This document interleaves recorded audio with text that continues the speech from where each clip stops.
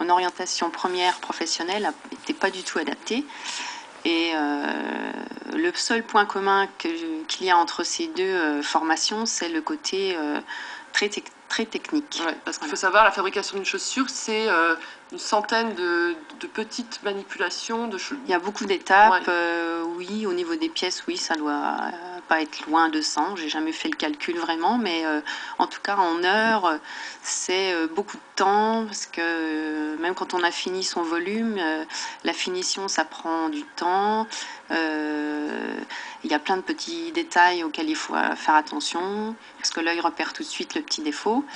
Et en moyenne, je dirais, il faut entre 20, 25 heures, voire 30 heures pour une paire. Ça dépend de la complexité, ça dépend le nombre de pièces. Sur un Richelieu comme celui-ci, Casdintien, il y a 4 quartiers.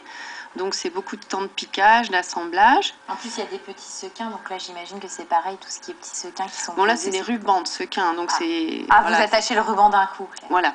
Ah oui, parce que forcément... Sur la guêtre, donc les sequins sont sur la guêtre, donc la guêtre c'est beaucoup plus simple à faire que la chaussure qui est dessous.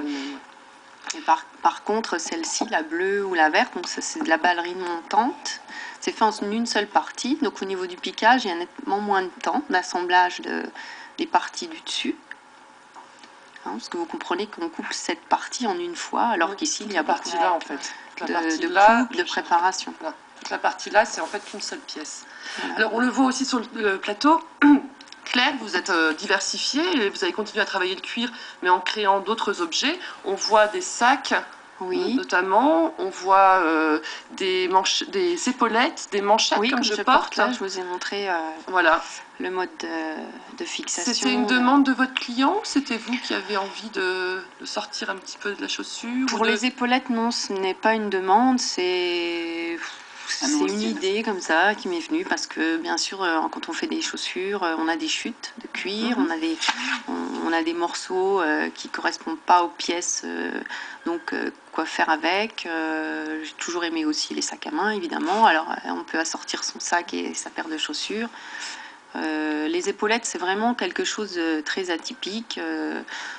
J'en ai jamais vu dans les défilés, je ne sais pas d'où m'est venue cette idée. C'est quelque chose que j'aime bien.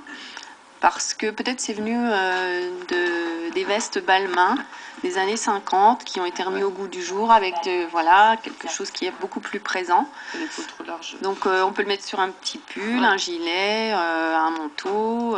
Depuis quelques saisons, on en voit quand même un petit peu des épaulettes